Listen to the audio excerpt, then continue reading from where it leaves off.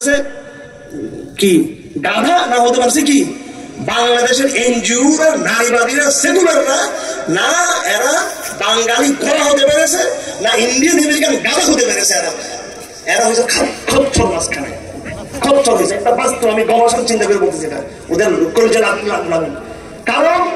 ভালো সেকুলার হলে American style পুরো সেকুলার হতে হবে একবারে এটার একটা মান আছে এটা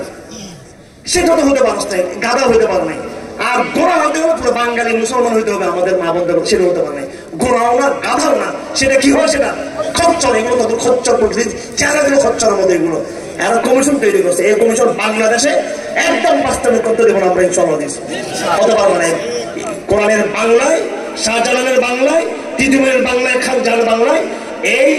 নারীবাদী কমিশন হচ্ছে জেনাবাদী কমিশন এটা মেরিটাল রাইট এটা নাকি বৈবাহিক নাকি দর্শন স্বামী নাকি কি করতে পারবে না তার স্ত্রীকেই করতে পারবে না এটা নাকি নাম বিয়েকে নাম দিচ্ছে মেরিটাল রাইট বিয়েকে নাম দিচ্ছে এরা জঘন্য বর্বর কথাবার্তা এগুলো অসভ্য কোথাকার আর অসভ্য অশিক্ষিত একদম অশিক্ষিত বলা লাগে নাই আপনি বলতেছেন কি হুজুর আপনি এভাবে কেন বলতেছেন এই জন্য বলতেছি এই নারী কমিশনটাকে আমি বহুত আগে পড়াশোনা আছে আমার এটা নিয়ে আরো আগে 13 সালে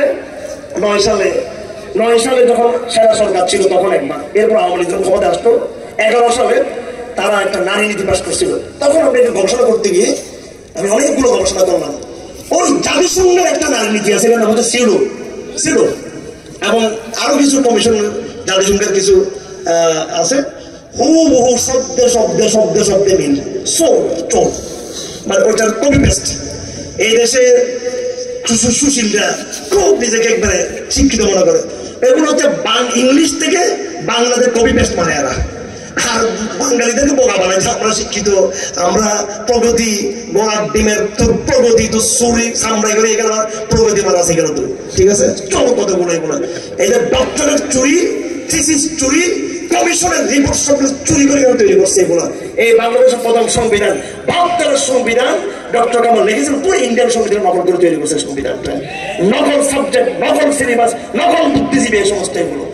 একবার আমি সামনে থেকে চ্যালেঞ্জ করতে পারবো এদেরকে দেখাই দিতে পারবো কোথেকে কোনটা চুরি করছে এরা সুতরাং আমার ভাইরা আসুন এই সমস্ত ভাওতাবাজি ভণ্ডামি দিয়ে এই দেশকে এদেশের মানুষকে মুক্ত করা যাবে না এদেশের মানুষের মুক্তির সনদ পবিত্র কোরআন শরীফে ঠিক কিনা এই কোরআন আবার বিজয় হবে ইনশাআল্লাহ বিজয়ের ওয়াদা আল্লাহ দিয়েছেন এটা শুধু আশার বাণী নয় এটা পার্ট অফ দ্য আকীদা ইসলাম বিজয় হবে এটা শুধু আশার বাণী নয় এটা আকীদা এটা বিশ্বাস করতে হবে আপনাকে ইসলাম বিজয় হবে এটা আমি এটা বলতেছিলাম যে সে আদম থেকে শুরু করে আমাদের ওই পর্যন্ত এত হাজার নবী আসছেন কেন আল্লাহ পাক আদম আলাইহিস সালাম নূহ আলাইহিস সালাম ইব্রাহিম কেউ বিজয়ী ওয়াদা দেন নাই এটা বলছেন যে তোমাদের দাওয়াত যদি কবুল না হয়ে থাকে আসমানি গজব দ্বারা তোমাদের শত্রুকে ধ্বংস করব কিন্তু ইসলামকে আল্লাহ কি বলছেন তোমার ইসলামের দাওয়াত যদি কবুল না করে প্রতিপক্ষকে আসমানি গজব দিয়ে আমি ধ্বংস করবো না ইসলাম নিজেই বিজয়ী হয়ে তার শত্রু থেকে বিনাশ করবে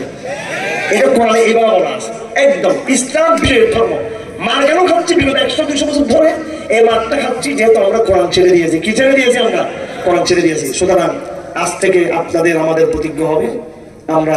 কোরআন মুখী হব কোরআন আমার আধ্যাত্মিকতা আমার কি আধ্যাত্মিকতা কোরআন তেলাওয়াত করবো সবাই ঠিক আছে ইনশাআল্লাহ কোরআনের কিয়াম মূল্যায়ন করবো আজকে থেকে কোরআন পড়া শুরু করবো এবং প্রতিদিন কোরআন বুঝে বুঝে পড়ার চেষ্টা করবো ইনশাআল্লাহ আলেমদের কাছ থেকে ধরে নেব কোরআন আমার আধ্যাত্মিকতা কোরআন আমার রাজনীতি কোরআন আমার অর্থনীতি কোরআন আমার আগামী দিনের শিক্ষা সিলেবাস ইনশাআল্লাহ আজিজ কোরআন দিয়ে আমি দিল্লি পর্যন্ত পৌঁছবো খোদার কসম পৌঁছবো আমি কোরআন দিয়ে ইনশাআল্লাহ আজিজ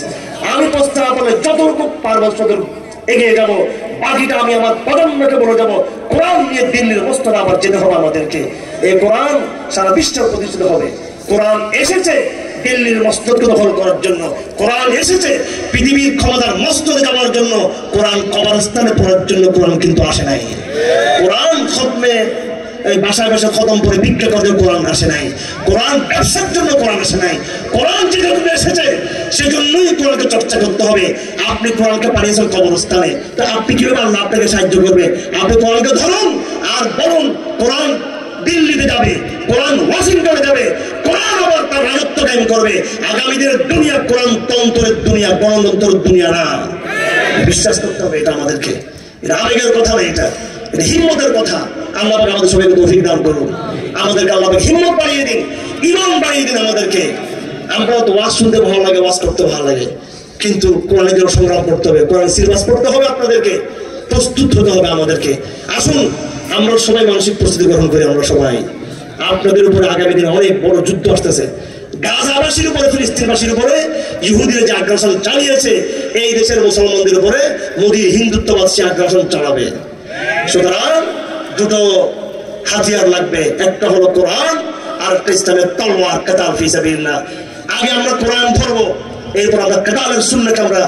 ধারণ করবো, আমরা বিজয় হব ইনশাআল্লাহ আজিজ। ওয়া আলাইনা আল বালাগ ওয়া আখিরু দাওয়ানা আলহামদুলিল্লাহি রাব্বিল আলামিন ওয়া সাল্লাল্লাহু তাআলা খাইরু হুদাই মুহাম্মদ ওয়া আলিহি আজমাইন। সুবহানাকাল্লাহু ওয়া বিহামদিক আশহাদু আল্লা ইলাহা ইল্লা আনতা আস্তাগফিরুকা ওয়া আতুবু ইলাইক।